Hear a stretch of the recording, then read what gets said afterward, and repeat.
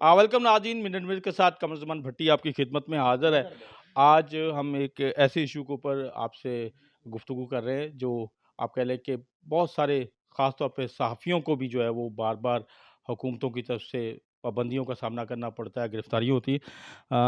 रिज़वान रज़ी अल-मरूफ़ रज़ी दादा, और बाज़ लोग तो इनको कहते हैं कि ये दादागिरी करते हैं। पता नहीं सहाफ़त के नाम पे करते हैं या किस नाम के ऊपर पे करते हैं, लेकिन बहरहाल एफआईए के बड़े मनपसंद किस्म के करैक्टर हैं, पहले भी उठाए गए और आज फिर इनकी पेशी थी। इन्हीं से जानते हैं। रज़ी साहब, बहुत शुक्रिया वक़्त देने का। आज एफआईए ने आपको बुलाया था। क्या केस था? कहाँ आप प्रेज़ेंट हुए और क्या सूरत-ए-हाल? एफआईए के गुलबर्ग ऑफिस में बुलाया गया था। एक इंक्वायरी थी और मेरे एक व्लॉग के हवाले से उनके जो रिसर्च के लोग हैं उनका ख्याल था कि उसमें जो है वो काबिल एतराज़ मवाद है, और उन्होंने वो इल्ज़ाम मुझे ज़ुबानी पढ़ के सुनाया और कहा कि आप अपने वकील के ज़रिए इसका जवाब दें।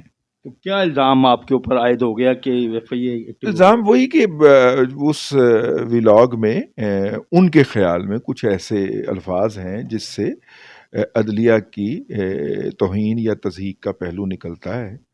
तो हमारे पास यही जवाब है कि हमारा कतन ऐसा कोई इरादा भी नहीं और ना ही हमने ये जानबूझ के किया है। अगर उनका ख्याल है तो वो उनकी समझ हो सकती है, ये जो बंदा जिसने वो चुना है, हम ऐसा नहीं समझते। तो अब आपकी फर्दर तलबी कब है? यकम को है, और वकील साहब जो हैं वो उसका रिप्लाई सबमिट करेंगे। वकील साहब सप्लाई सब। अच्छा, आपसे ये हुकूमतें खुश क्यों नहीं रहती? मतलब माजी में पीटीआई वाले आपको उठा के ले गए थे, वो तो आप कहीं गए भी रहे, वो और अब वो ये नून लीग सहाफ वाले। वो सहाफ़ी ही क्या जिससे हुकूमत खुश रहे, और जिससे हुकूमत खुश हो उसको अपनी सहाफ़त पे गौर करना चाहिए। तो अब क्या आप ये जो पॉलिसी है इसको जारी रखेंगे, हुकूमतों को नाराज करते देखिए, रहेंगे? जर्नलिज्म जो महारत है ना, वो ये है कि आप कानून के दायरे के अंदर रह के, जो वहाँ का कानून है, अपनी बात कहें। ठीक है, जितनी और लिमिट्स को चेक करते रहें, लिबर्टीज को चेक करते रहें, हर फिक्रे के साथ। जहां पे कानून आए वहां पे पीछे हट जाएं, लेकिन अपनी बात कहना बंद नहीं करना।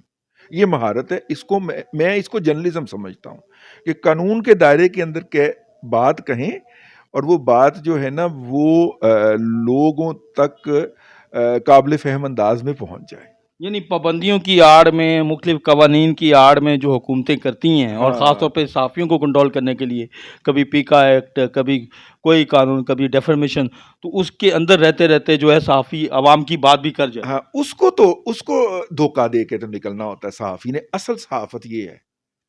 असल सहाफ़त तो ये है, हाँ, लेकिन फिर फड़िया भी ਜਾਂਦਾ ਫਿਰ फड़े जाते हो। ਫੜਿਆ ਵੀ ਜਾਂਦਾ, ਫਿਰ ਕਿਤੇ ਨਾ ਕਿਤੇ ਤੇ ਫੜਿਆ ਜਾਂਦਾ ਨਾ ਜੀ। ਜੋ ਸਾਈ ਹੁੰਦਾ ਹੈ, ਜਿਹੜਾ ਹਰ ਵਾਰੀ ਕਬੱਡੀ ਦੇ ਵਿੱਚ ਸਾਹ ਪਾਣ ਜਾਂਦਾ ਹੈ, ਉਹ ਹਰ ਦਫਾ ਹੱਥ ਲਾ ਕੇ ਆ ਤੇ ਨਹੀਂ ਜਾਂਦਾ ਨਾ, ਫੜਿਆ ਵੀ ਜਾਂਦਾ। तो क्या हाल है कि पाकिस्तान का सहाफ़ी, आप समझते हैं कि इस वक्त यहाँ पे जर्नलिज्म आज़ाद है या नहीं है?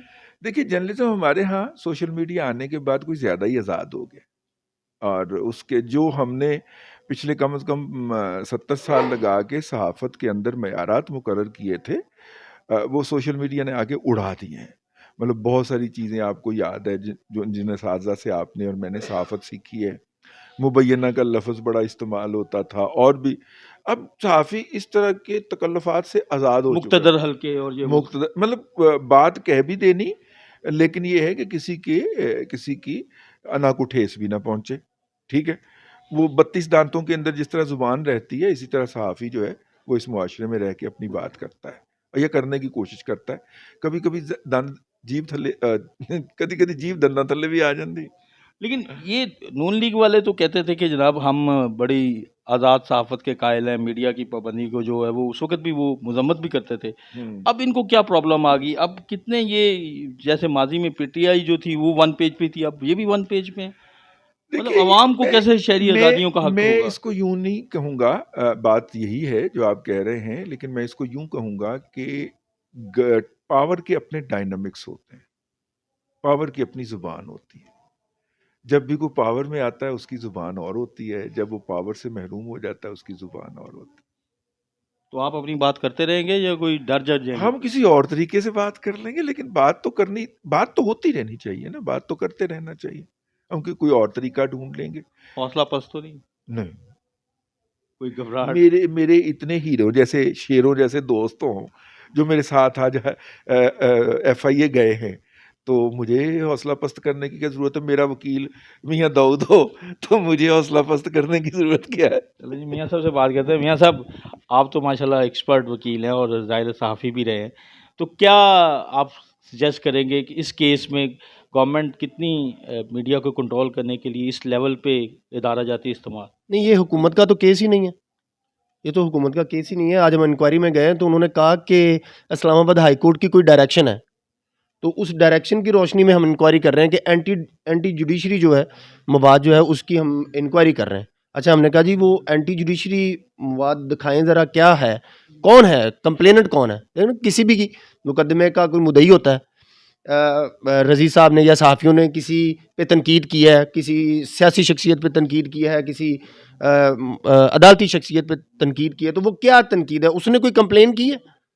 وہ ہمیں تو اس انکوائری میں ایسی کوئی بات نظر نہیں آئی. وہ صرف اسلام آباد ہائی کورٹ کے 3 رکنی معزز بینچ کا کوئی ڈائریکشن ہے اور اس کے اوپر وہ ان کا بابر ستار صاحب کا ایشو ہے بابر یا یہ قاضی فیض عیسیٰ صاحب؟ قاضی صاحب کے لیے تو وہ یہی جرنلسٹ جو ہے کھڑے رہے. انکوائری میں جو قانون کہتا ہے، انکوائری میں تو بابر ستار صاحب نے شکایت نہیں کی ہوئی. اگر بابر ستار صاحب نے معزز سب سے قابل احترام جج ہیں، سب سے قابل جج ہیں، اگر انہوں نے کوئی شکایت کی ہے تو وہ ہمیں بتائیں کہ یہ آپ نے میرے اوپر جھوٹا الزام لگایا، اس کا وضاحت